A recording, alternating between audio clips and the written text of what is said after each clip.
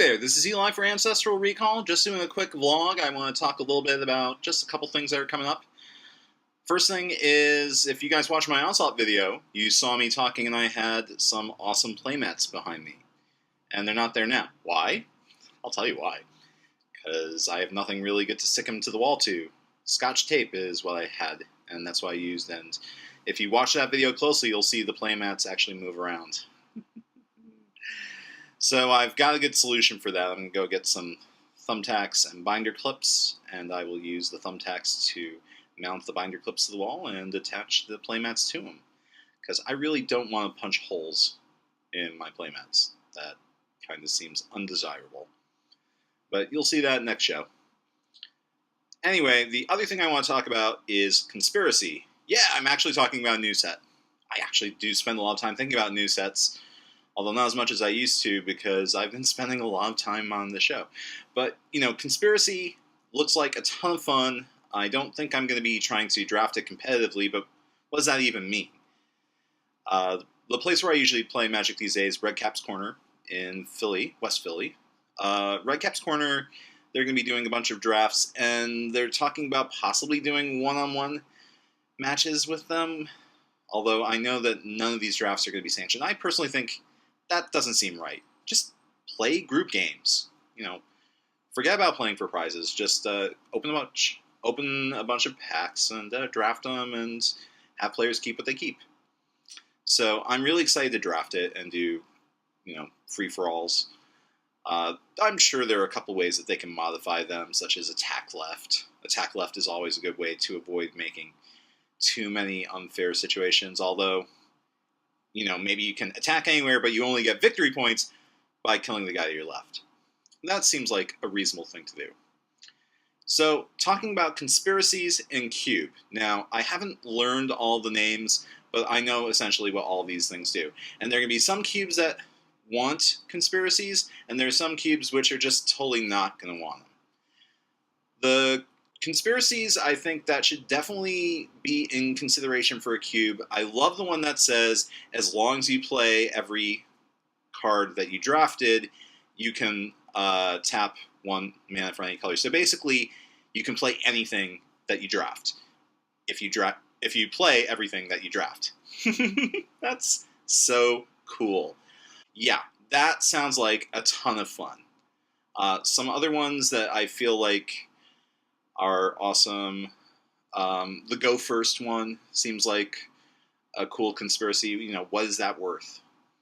And obviously the reveal of this as you draft, the artifact creatures, a couple of those sound super spicy. But the question is, how many conspiracies do you want in your cube? Do you want to have a lot of them that are really abusive?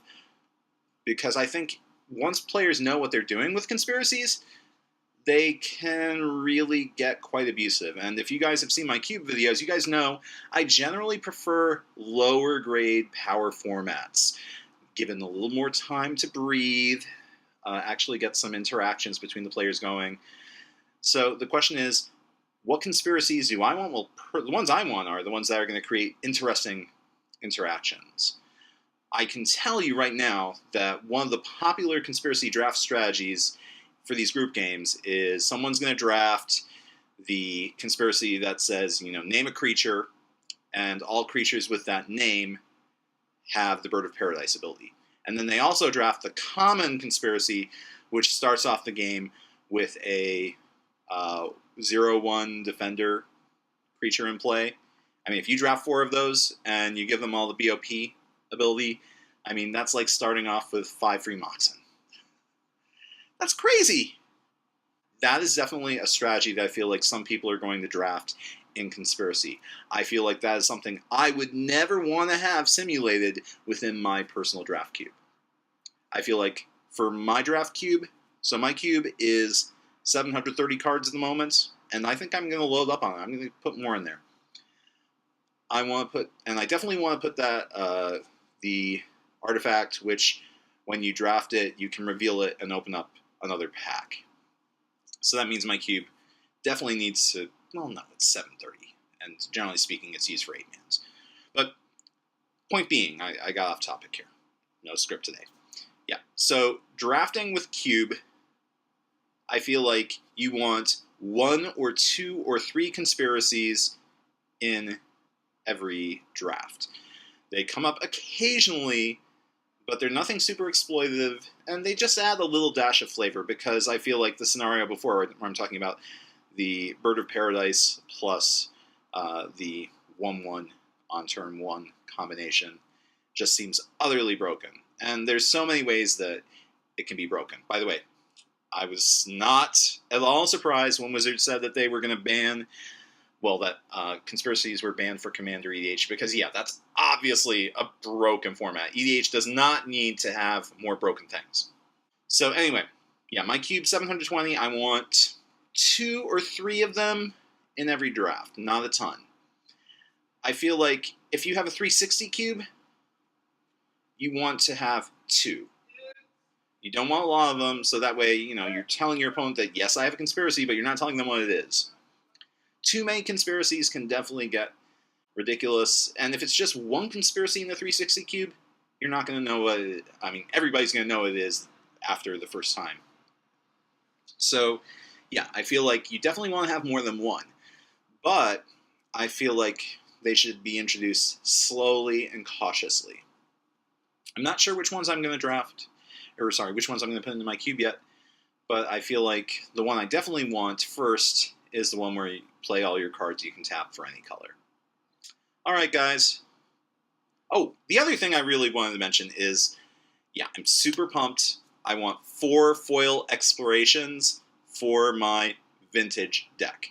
Yeah, I have a vintage deck. It's my favorite deck of all time, and I'm going to be doing that show pretty soon.